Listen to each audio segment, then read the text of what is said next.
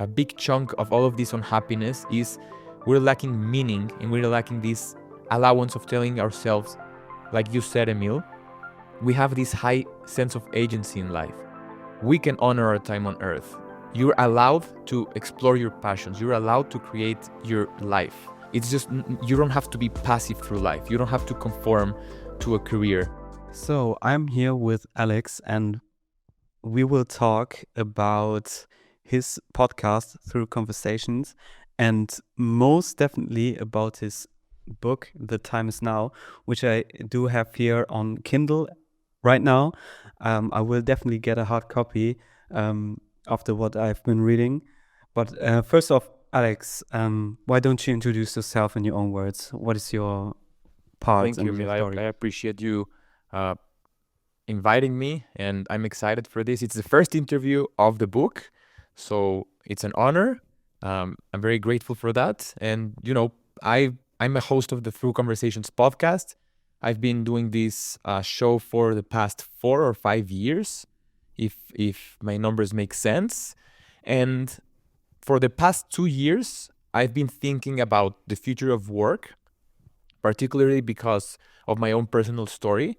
I was grappling with, these ideas on this dissonance in my mind of how come I'm working on my dream job. I'm having a great, path forward. Uh, I had my own stint at corporate jobs as well, but within me, everything, it kind of felt like empty in a way. It didn't make sense, the dissonance between I'm living my best life on paper, but everything is not making sense in the inside.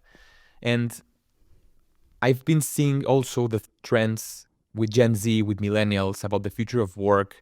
Now that we're entering an era of automation, of AI, of delegation, of really the questioning of what a well life lived means in the career sense. Also, how can we build a career based on our lives, not our lives based in our careers?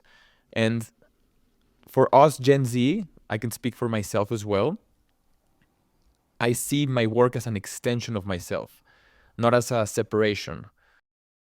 I wrote about these ideas on the book that you just showed. Here's the hardcover, The Time Is Now, my first book. It didn't born as a book, Emil. It was really just like a personal journal, because I was grappling with that quarter life crisis. Like I had to make sense of things, and it became something bigger than me. And it really replenished, when I started writing it, replenished my life energy, my priorities, who I want to be in this world. And I'm hoping that at least just one person out there can benefit from these questions and this approach towards how to honor our time on earth. Yeah, thank you for putting this. And this book is definitely about choosing a life path. And fortunately enough, I'm directly in your target group. So this spoke kind of directly to me, and I felt so I could identify myself in their words, because I'm struggling myself to find a path where I'm kind of have the chance to direct myself and in which direction I want to go. And I read a little bit of like defining decades and stuff like that, where you kind of want to make sense how you're going, and the generation is evolving different. We're having much more time to figure out, and it's much harder to figure out at the same time. So just one or two generations, when I think of my grandparents or so, they started doing their traineeship at 15, and they kept on going for that same job their whole life. I couldn't even imagine at 25 choosing a certain profession and kind of executing this my entire life. And every time I had a job where I thought, yeah, this is cool, I never found myself really caught up in like a job situation, because it's too much of a frame, too much of a box, and I don't really identify myself in being kind of framed too much in a certain thing, where some kind of jobs are usually just a set of tasks and not really a kind of person you need to be in. So you spoke about your dream job. What was it about that made it seem like it's your dream Yeah, job? it's a great question, and I love also the your context into your own situation, because I also feel that there is a systemic issue here that we don't really talk about a lot, which is how come our parents, baby boomers, Gen X's, have had a chance to really live a life of a 40-year career, which is really commendable. What I don't want people to think about the book is that I'm demonizing any career or any path whatsoever.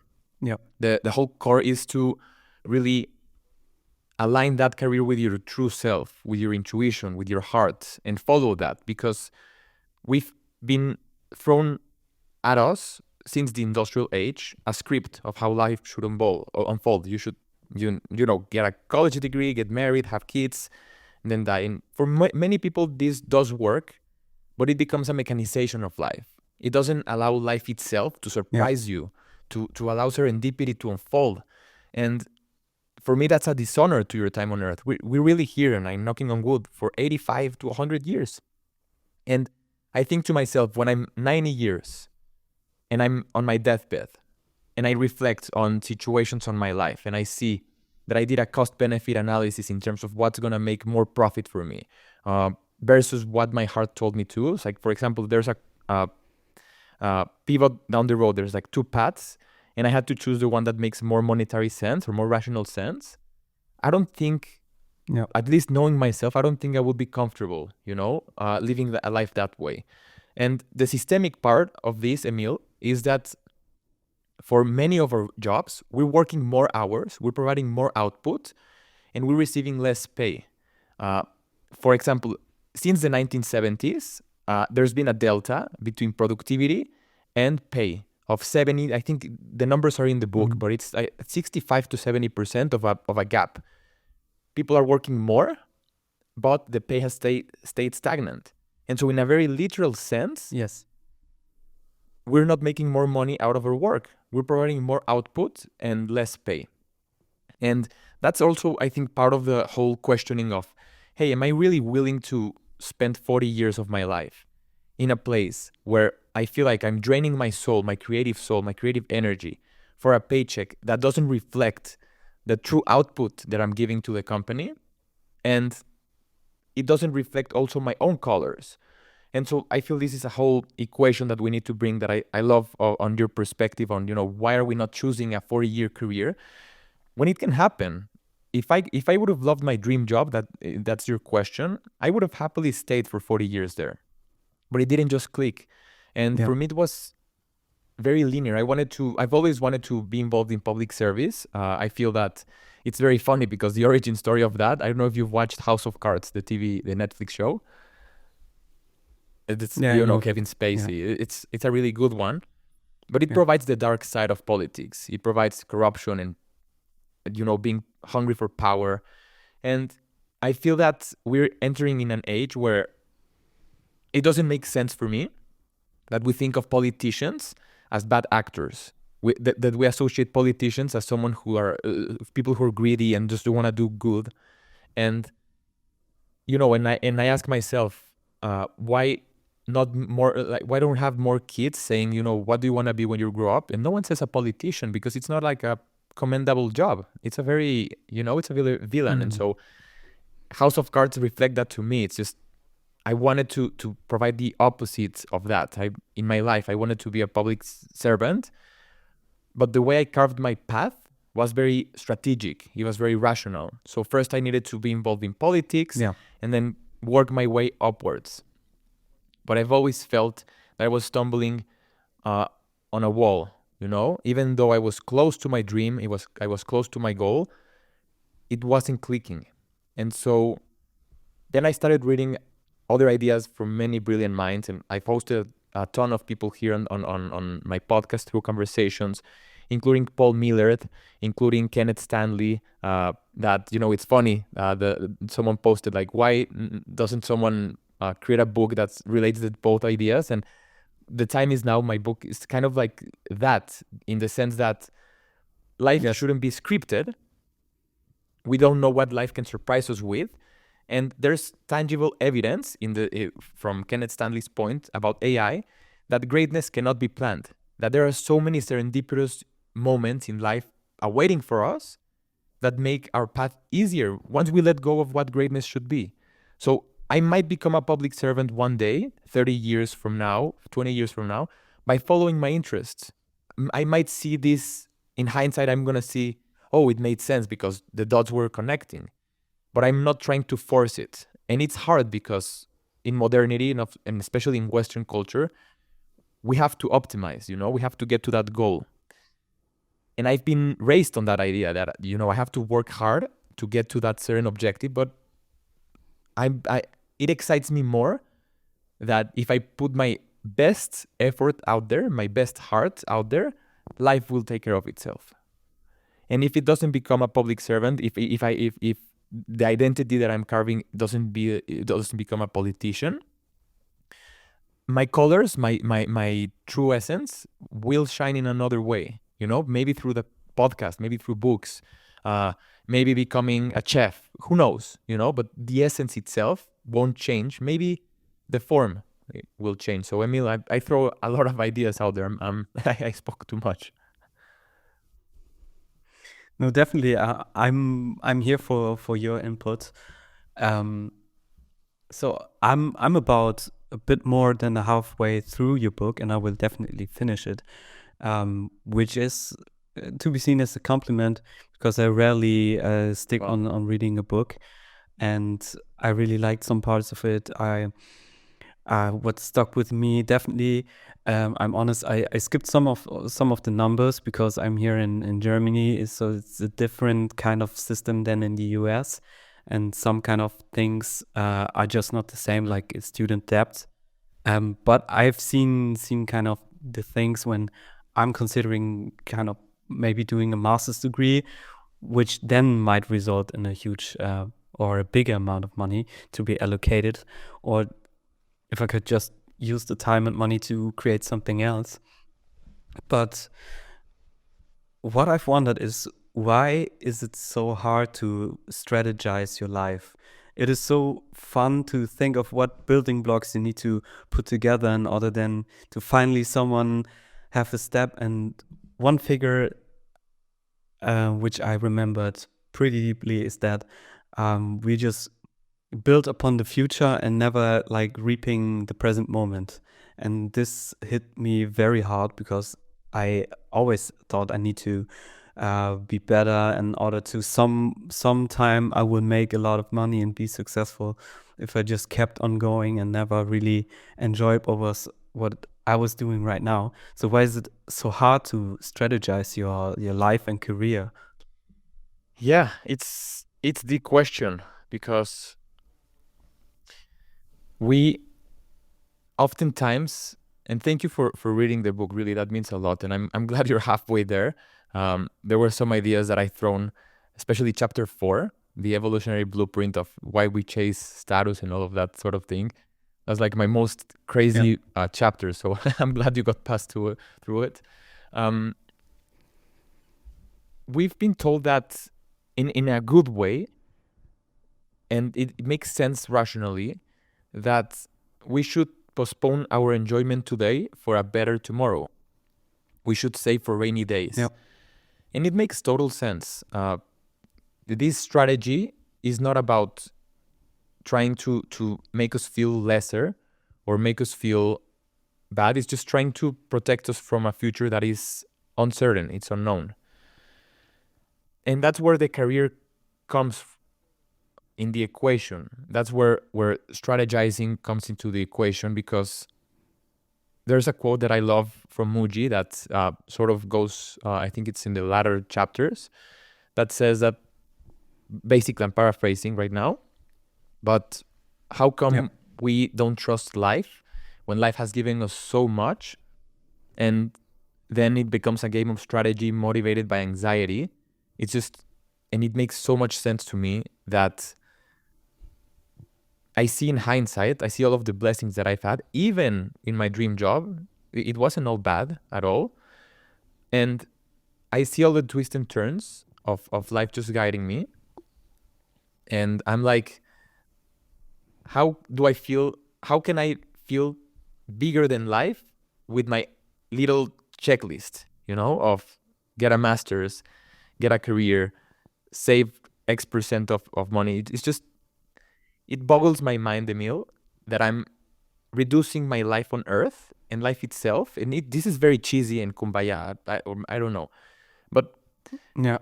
it just boggles my mind that I'm willing to reduce my life to a paper, to a checkbox, to a checklist. And the career itself provides that incentive because it's very tangible. You can see the stepping stones into becoming first an intern.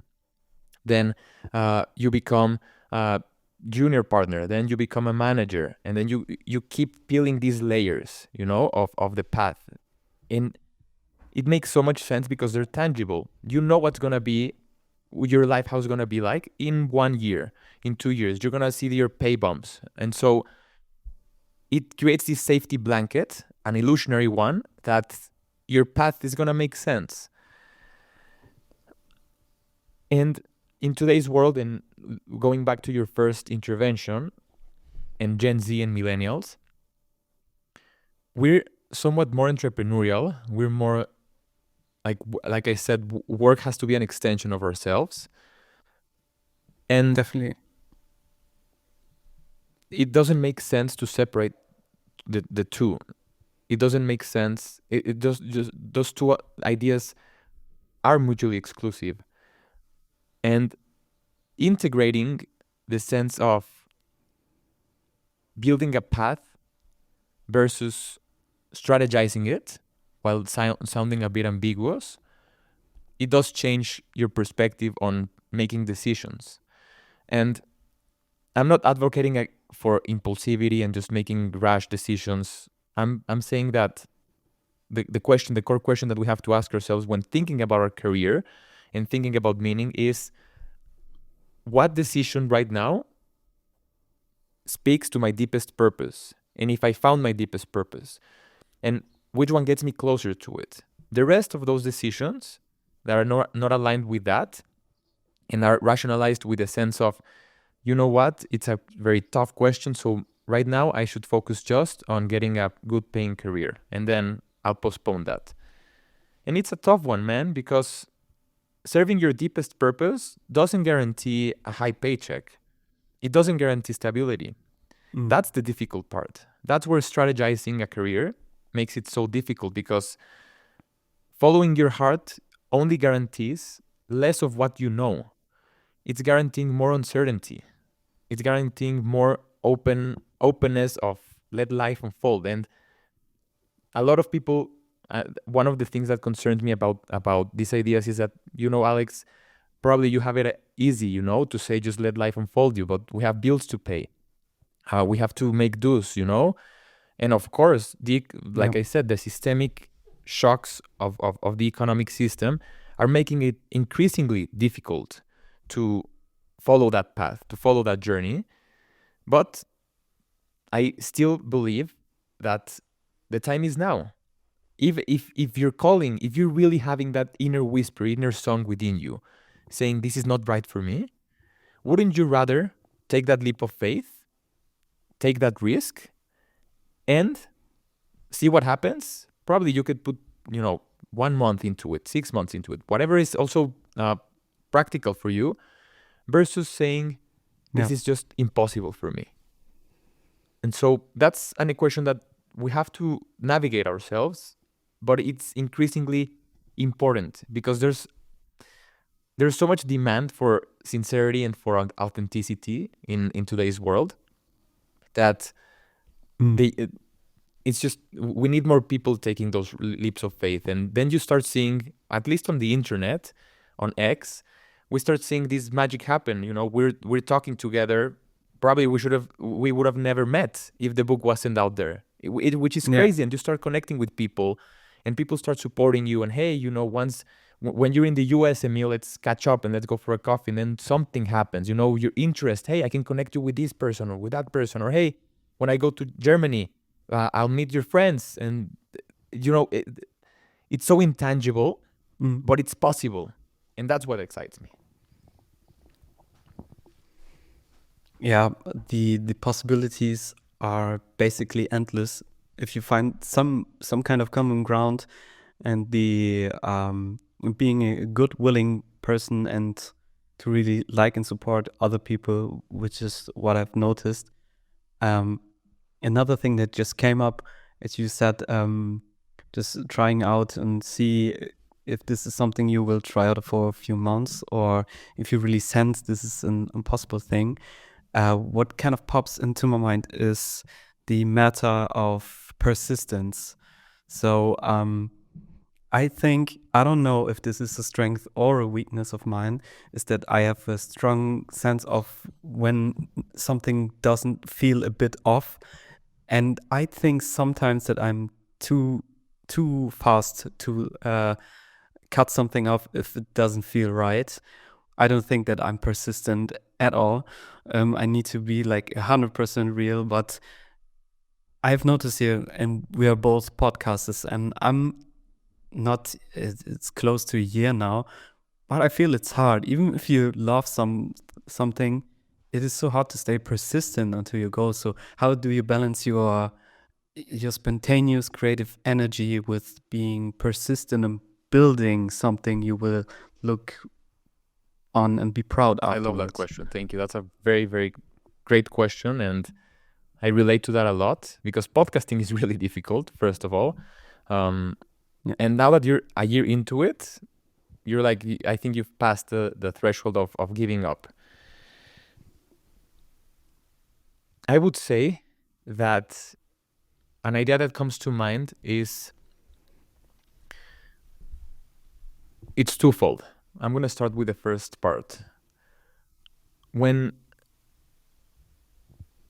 it's an intrinsic interest of yours, it feels way easier to keep being persistent.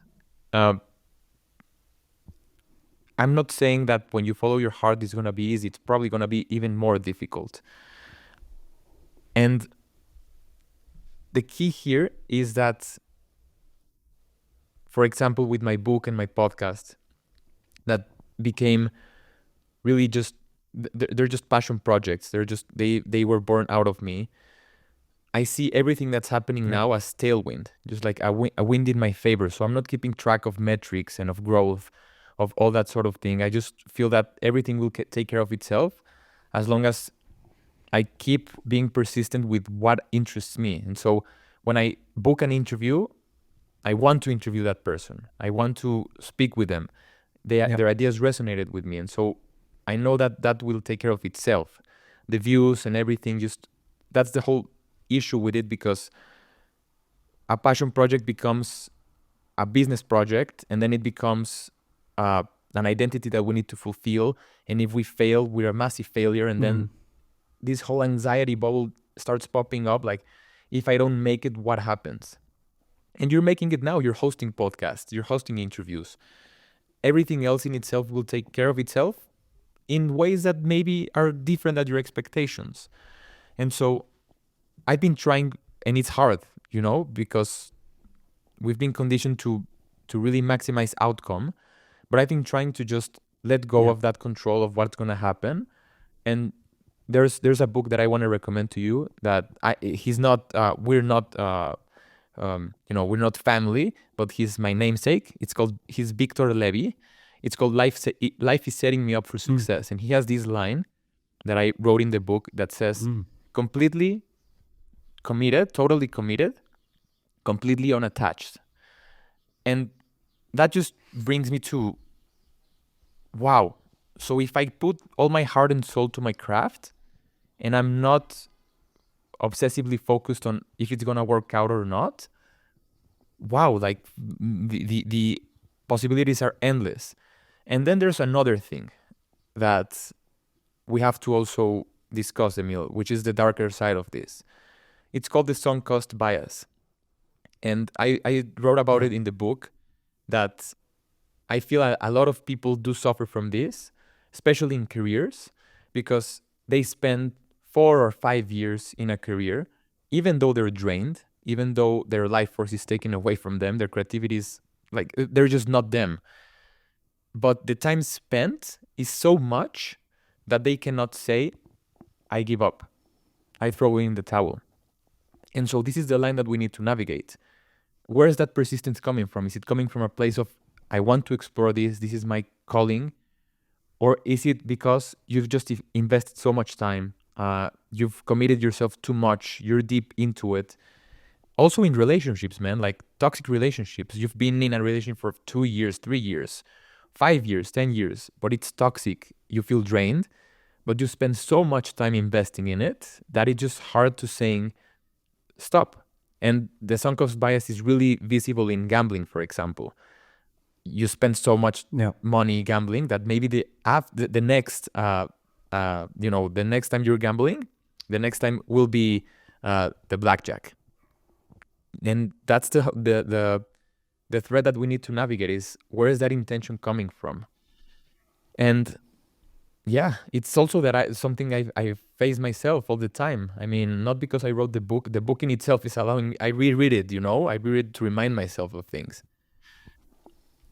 Yeah. And it's this dance. It's this dance that we need to navigate. Is the first question is, where is that persistence coming from? And what would happen if you just give out, you give up on the outcome? And what would happen if, even though you spend so much time into it, how would your life look like without that path? So I guess that's my 2 cents here. Yeah, thank you for your perspective on persistence, especially because it's so much part of my journey, where kind of reflecting a lot of decisions I've made, and definitely I was a child still in school, and still being put to make some decisions on which high school I should get and stuff like that. And though I had the chance to kind of pick the better schools sometimes, or more ambitious projects or something, I always chose the simpler, the easier one, and I'm not entirely sure why. And for my I don't know how it translates to like the US school system, but my majors, so to speak, in high school still were English and arts, resulting me in having to have like a exam in maths, which I'm really bad in, because I suffer from dyscalculia, which makes me impossible to make math at elementary school level. But that kind of made me did not want to learn math at all, no matter the topic. I was just went, I don't want to have to do anything with math. So I don't know why I made this kind of decisions. Just because I loved like the English language and art so much, I was willing to kind of have my weakness exposed so much. With other constellations, I could have had like biology or something, which would be far more attainable for me. But I chose willingly my weakness. So how do you think that comes, even if it's not like career centric, but still in school? But I wonder, what do you think this decision came from? Yeah, it's interesting.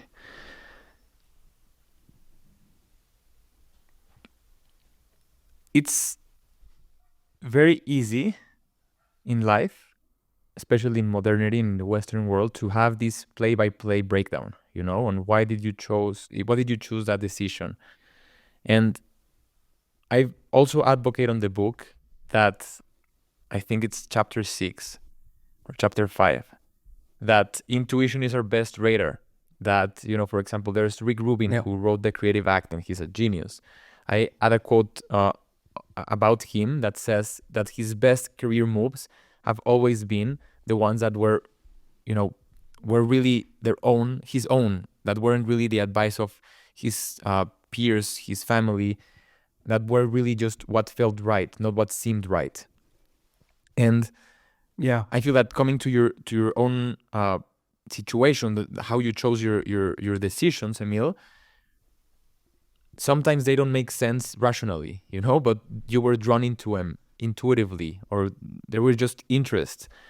And when that happens to me, when I make decisions based out of what have my sixth sense saying, like, I have to lean into this, or my gut feelings, or just my heart saying this interests me right now, even though I don't have a play-by-play breakdown rationally of why it makes sense, you start feeling a bit guilty, because we've been told that everything has to make sense mechanically. Every decision we have to make has to make sense. And that's where leaning into intuition is so difficult, because when your family asks you, hey, why did you quit your job, your dream job? Why didn't you continue doing that? And you don't have a rational answer, and you say it just felt right, or it didn't feel right. Yeah. They start looking at you like, oh my God, like you're you're going down the path of craziness. And it's not true. I've never Yeah. felt more joyful, more with life force, more with this desire to share in my life than ever. And that's the whole. You can speak a bit more about it, but how did you feel after making that decision, and what paths opened that you weren't really foreseeing? And that's the exciting part. That's you seeing in hindsight how everything just really accommodated itself. And so that's what I would say is we have been embracing the idea that not having an explanation for things is crazy, but that in itself is the explanation. Being able to say just felt right at this moment. There's an image. I'm gonna put it in the notes here, or in the video. My team is gonna put it. It's an image, and I'll send it to you after we finish. It's planet Earth. It's a very small, tiny blue marble, and the picture is taken from Jupiter. I think it's so far away, and I keep thinking to myself, that's where Earth is. That's where my hopes are, my dreams are, my aspirations, my fears. And I'm really boiling down my life for it to make sense. It doesn't make sense. None of it makes sense, man. Like we're talking on a microphone that I don't even know how it works. And I have to make sense of my career. It's just, I don't know, it's a lot of things to unfold. Yeah. So definitely the whole thing with the intuition, as you said, the best decisions in the long run are made intuitively. But as another thing you said earlier is that this path of higher agency, maybe of deciding or deciding what your own path is, can come with a lot of uncertainty. And this is what I've experienced every time, that if you chose to follow your gut instincts, it's not easier because of that. It feels right, but there's struggles you can't even foresee at this point. So I definitely feel this a lot. So it matters to me, and so this book, to kind of circle a bit back to your process in writing it, you mainly, or so to say, as a technique for writing it as a personal book you would write to your younger self. And I think this is a great thing to kind of reflect upon what you would say to you years ago, or help someone else who is at like the same age or at the same stage of their life, like maybe I am currently. And so how did you get to kind of deciding that you want to write a book? So you made through the things, you set up a podcast, doing podcasts for years, and then all of a sudden you decide to write a book. You have said you went through this, and I see many people just build up on like an audience to finally have the power to sell something passively, and you can always sense these profit based books where you kind of see, yeah, this is just another regular self-help book in, as we say, the same in green is in Germany we say that. It's basically the same, just painted in another color or kind of switch back. But I definitely liked the perspective on this here. So at what point exactly did you get to have this product vision? So you're putting your thoughts into a product, which is a book. Yeah. So a lot to unpack there. First of all, the thing that has made it so difficult is exactly that you say a lot of people, you can feel when someone is just trying to sell you stuff, right? But then I also think I'm gonna put it also, the video here is Tyler, the creator. He's doing an interview and he's saying, you spent all of this time, all of this effort, all of this sweat and tears, all of this creative output of yours, creating something, on this instance, the book. And you're not saying you're going to be the number one fan of your book. You're not going to put it out there and just share it with the world.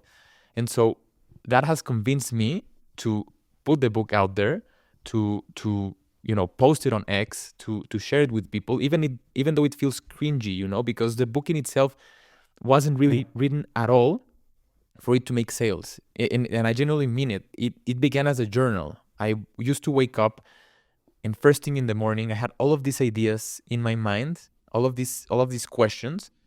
And I love writing. I've been writing my whole life. And I just spit the ideas on a Google Docs. I just started throwing all out there, without judgment. Just, it doesn't have to make sense, with typos, just ugly, just raw, putting it out there. And after a month, I started noticing that, hey, dude, you've been writing like almost, if you would have been a writer and like your goal was to create a book, you're writing almost like 2,000 words a day in a span of like 2 hours, 1 hour. And it didn't feel like it. It felt like someone was just like saying these ideas and I was just, putting them. It felt like I was a conduit. And it's very trippy because I've never felt that in my writing ever. And I started seeing the patterns, the trends that were happening worldwide, this meaning crisis that we're facing in modernity, that work doesn't make sense. There's a all-time high people facing anxiety and depression, infertility. There's so many challenges that we're facing. And I'm not a doctor. I don't think I'm a writer either.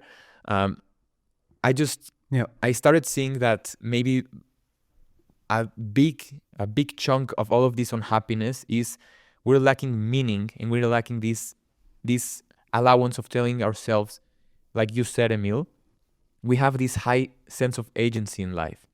We can honor our time on earth. You're allowed to explore your passions. You're allowed to create your life. It's just, you don't have to be passive through life. You don't have to conform to a career. Even though, like I said before, it's increasingly difficult not to do so given the economical constraints. And I decided that these ideas were helping me so much that I wanted to really put it out there and remind people that the time is now, that there's no better moment than the present moment. It's a present. And I've always wanted to write a book. There's a saying that says that you should write a book in your life, you should have a kid, and you should plant a tree. And for now, I just have one of those three. Hopefully the two come soon, God willing. But I didn't want, it hasn't been never a business decision. And I don't think it's going to be my last book. It's my first book. And probably it's a bit messy. It's imperfect in itself. And also, another idea that I want to throw out there is it's perfectly fine for it to be imperfect. I'm a perfectionist sometimes. The book might have a typo. The book might have an idea that doesn't make quite sense at all. Are you really willing not to post anything because it might be imperfect? we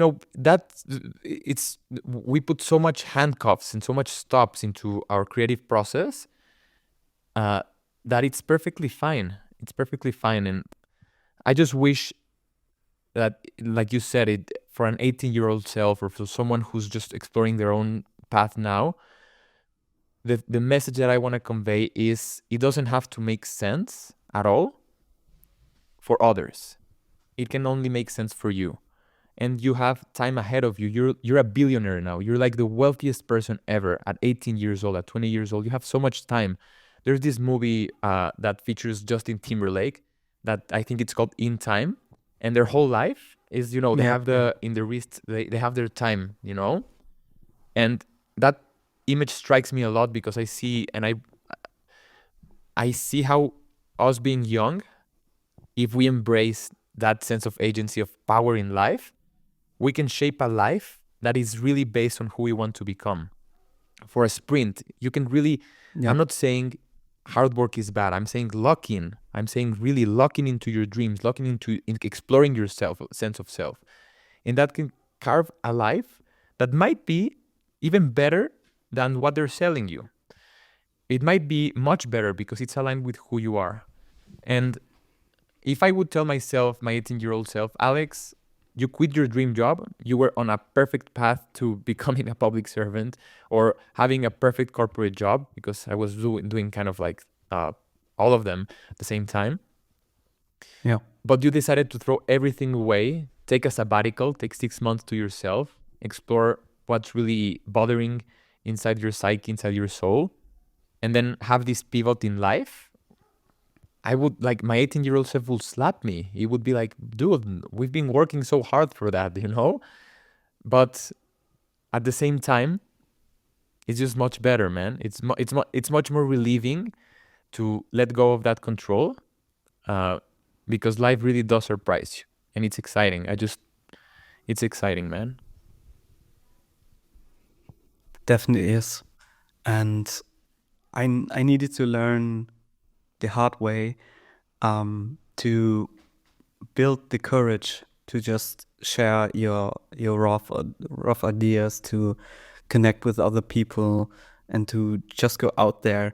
And I'm also currently working on the book, and I heard kind of the same thing that and many people say that they want to write a book sometime in their life, and I don't know why, but kind of self-imposed barriers on now you're too young to do this, and you don't have the experience to write a book, and you need to have like prestigious life full of experience to then, with I don't know 55 you get a certificate of now you're experienced enough and to write a book.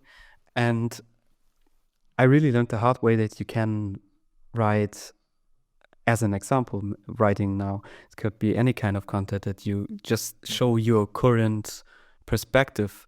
Need to, there is not the I have figured it all out perspective from being a senior of I've worked 50 years in marketing and now this is the best lessons you need to do.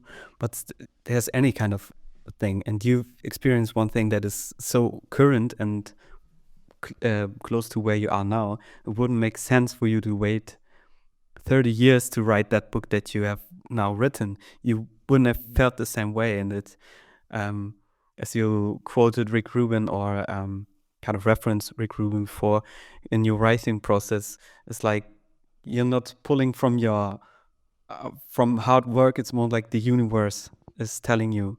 So it's kind of channeling, even if this sounds a bit like like magic or something else. It feels, at least it feels like it. It doesn't feel like hard work. It just needs to be done, and you're just here on earth to kind of portray this at the moment. And this is one thing on creativity that I love most. If you don't really know what you're doing, but it feels right, and afterwards you can fix the typos and whatever. 100%. I love that.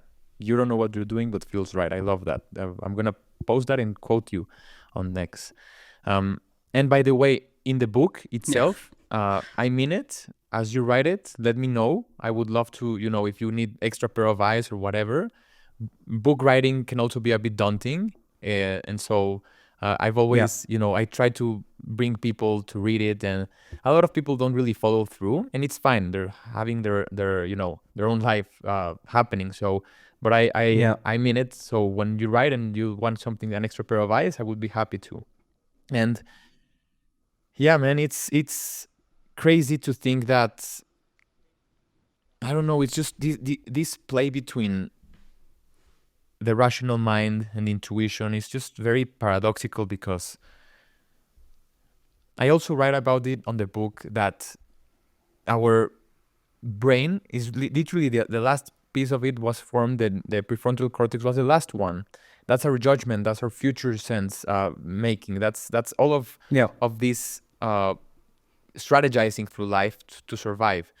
But if you think about it, if it's the last part, and for many out there, it's gonna make sense. For me, it was like a eureka moment. The brain, the limbical brain, the animal side of us, the amygdala, all of that, our emotions were the foundation, right? And so, how can we? And I ask myself, how can I leverage my emotions, my evolutionary sense, my lens of what am I, which is a chimpanzee that was evolved somehow, and hopefully brushes his teeth 3 times per day. How can I make sense of that while leveraging my emotions to make my prefrontal cortex work for me, in favor of me, not against me? And I've been grappling with that question myself even before writing the book, that how can I lean into that emotion? And it's difficult because, like you said, it just yields more uncertainty. Who wants to live a life of uncertainty? Naval Ravikant, who really posts a ton on X and has brilliant ideas, he says that one of the roots of unhappiness is not failure of outcome, is uncertainty, something like that. I'm going to post it here as well. And uncertainty is really tough, especially living in modernity, where literally everything that you can have is right there in front of you. We're living in the most abundant times ever. Peaceful times, it can be debatable, but we're literally, we can leverage literally our own intuitive system, our minds, to really throw that fish net of serendipity and see what we find. Because right now you're not being hunted by a lion. Right now you're not really in danger, really, in a literal sense. You can really throw yourself out there, and the worst case scenario is you might fail. What happens? Did you lose some social reputation? Did you lose a potential opportunity of employment? There's so many out there, man. There's so many. And so taking that risk, taking that leap of faith, can really yield asymmetrical payoffs. It can really be a failure, and you can put the graph. It can be like this, you fail, but the asymmetrical can be a hockey stick. You can finally live a life you want. You can write that book. You don't need permission to write a book. Who told? Like, it's like you said, it's just all of these gatekeepers of ideas saying you should be somewhere in your life to write a book. I'm not there in my life yet. The book in itself is helping me get there. I wrote the book for myself. You know what I mean? And like you said, this permissionless life that you can live, of sense of agency, especially in the age of AI, especially when really people are gonna, that's also part of why I wrote the book. People are gonna start questioning these themes, because a lot of people are gonna be laid off, probably, or a lot of people are gonna start saying, if AI can do my job better than me, should I be doing my job? Shouldn't, maybe I can explore something else, I also quote Elon Musk on the book. He had an interview with CNBC, and the host asks him, hey, I have a kid who's going to college, and he's grappling with what to do with his life, especially in the age of AI. What would you recommend to him? And I love this because Elon took his time, probably took like a minute and a half in a CNBC interview, which is, quick. You have to answer quickly. Yeah. And he said, it's one of the hardest things to face, because what if we get to a place where AI does my job better than myself, does better than me? What if it really, all of the blood, sweat, and tears were for nothing? All of the time not spent with family were for nothing? If I could have, embraced that part of myself. Elon Musk said, one of the persons that I really admire the most, that's really changing our reality. We're living probably in his reality. Um, and so, and then he says, you should really focus your life in following your heart. I'm paraphrasing. You should focus your life following your heart and doing what best serves other people. And we're talking about that, you and me, Emil. We're talking about that. We're saying, in an age of deeper uncertainty relating to career, the deepest we've had ever, that it's exponentially increasing, our, people who we admire the most are grappling with these same existential questions of, is it all worth it? Or maybe I can pivot my career, my life, into something that it's the betterment for myself and for others. And so, yeah, it's really interesting. Definitely, and it's so hard and so uncertain to see where this is heading.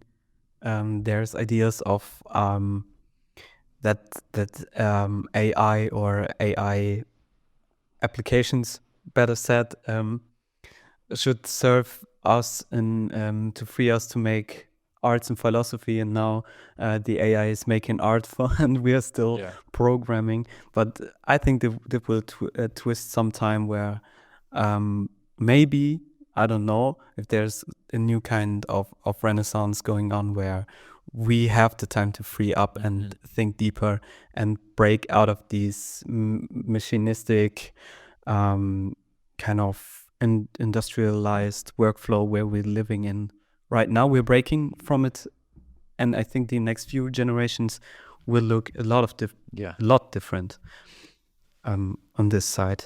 So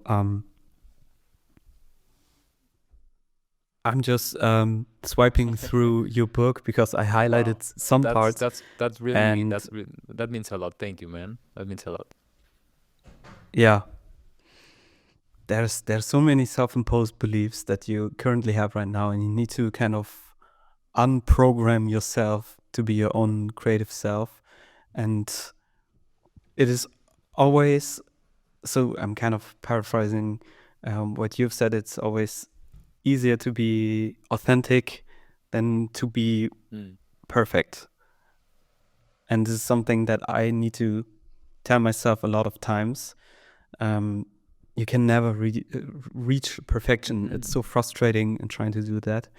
But after the unprogramming of your self-imposed beliefs, or what should a successful life look like, if you kind of break from that, you can stick to your authentic self and really live a creative life that you want and create meaning and connect with others who might have the same ideas or similar ideas. 100%. 100%.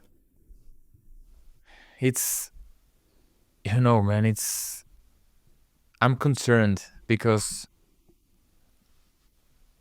a lot of people don't really realize the preciousness of being alive, of really being in the moment and having the opportunity of exploring who you truly are.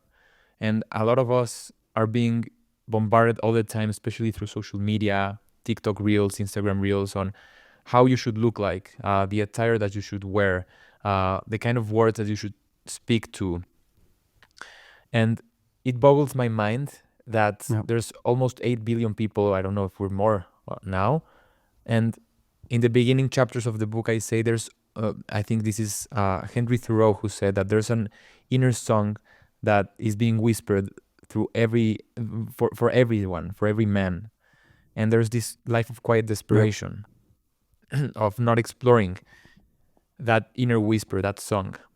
And it just, I'm concerned because a lot of people won't have the opportunity to find that genuine part of themselves.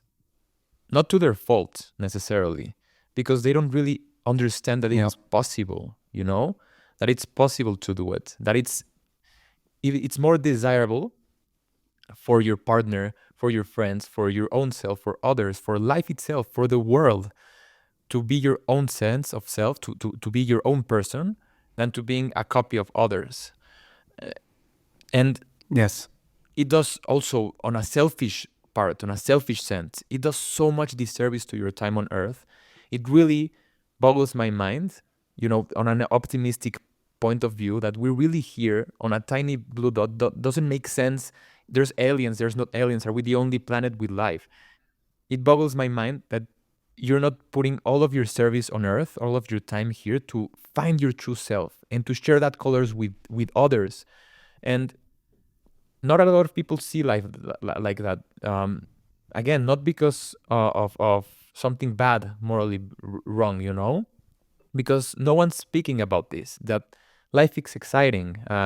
The twists and turns, the failure in itself can be exciting. Failing in life can be exciting.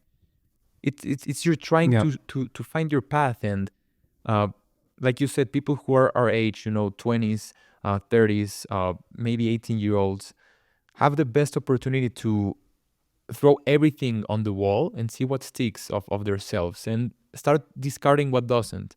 For example, I've been trying, since I wrote the book, doing like open mic stand-up comedy. I've been doing that. Yeah. And last week I had an open mic and I bombed. They laughed, but just once, and a lot of people. Yeah. It was so funny because the reason why I bombed, the like, they laughed, but I didn't expect what happened, and that's probably another interview in itself.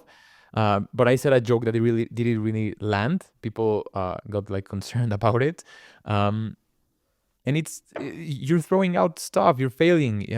It's fine. That night in itself might have been cringy. Like, hey, naturally speaking, no one wants to be in a front stage making stupid jokes and making people uncomfortable. But I'm doing it anyways, because my intention is finding that authentic sense of self. If my heart is speaking that I should try to land a joke, I should try to be funny, I'm charismatic, I want to lean into that, then do it, man. Do it. Yeah. And this whole existential rant is just, I think it boils down to that I love life, and I want more people to really see how beautiful life can be if you realize that the time is now to honor it, to really honor your time on earth, that really you can, that it's possible for all of us. So, that's my motivational rant here, Emil. Yeah. So instead of playing the status game, honor your time on earth and really do yourself, and don't try to be like a piece of a jigsaw puzzle. You're never meant to fit in, and it's not even two-dimensional. You're much more than that. And so I will definitely, as I will finish your book. I really liked it, and I think it speaks to me. So I really like the like as in the last part here, I really like the pondering sections where you kind of reflect on what you've read. And this is especially helpful if you have like a shorter attention span. So that made it easier because of the questions, I kind of rehearsed and remembered the other parts from that chapter. And definitely I will go especially back to like the questions and really reflect upon them, and not just read through them and in order to get the book done, then, because that doesn't make sense either way. So just finishing a book quickest doesn't make sense. So I will definitely go back and answer the questions, maybe just for myself, maybe I share a bit. But anyways, thank you so much for your time and for this collaboration, so to speak. And yeah, just thank you. And hopefully we can do this another absolutely, time. Emil. Thank you for your time, and really it means a lot. It's just weird because it's weird when others read your ideas and can relate, you know, like you don't expect that. It's Yeah. and if one sentence resonated with you, that's like mission accomplished, you know. And so I might say a lot of numbers sometimes, or that sort of thing. I might repeat some ideas out there, but it means a lot. And yeah, we'll keep in touch. Let me know how your book goes. And I appreciate the interest. And one idea that you said just before we wrapped up, that said, you know, the status game versus the genuine game, versus the finding your own path game. There's no one much more attractive on this reality than someone who stops playing the status game, that removes themselves from the status game, that creates their own game. You're the king of your game, you know, no one else beats you on your own game. And so trying to live a life based on the status game of, hey, yes, I was summa cum laude from Stanford. Look at me. I have all of the credentials to talk about, 10 books on, sciencey stuff. Look at me with all of my medals. That in itself becomes cringy, you know? That in itself becomes like you're just trying to piece this armor of a soldier who's not really genuine. Whereas when you're someone who, all of us are playing status games. That's just natural. But when you're someone who realizes, you know what? Let my work speak for itself. Let my craft speak for itself. I'm going to explore my own self. I'm going to lean into what makes me tick, what makes me me. There's no one much more attractive than that. And we desperately need original thinkers in an age of AI, especially like you said. We need people with high sense of agency. We really need people to start questioning, how would life look like if AI can do my job better than me? And how can I connect more with other people? Because we're going to see that as well. We're going to see a lot of people start leaning into human connections more than technology. And we need to foster that thought process, we need to foster that creativity. And so I hope that my book helps that movement go into place. But Emil, I really appreciate you. Let's do this again, okay? Yeah, definitely. See ya. Bye.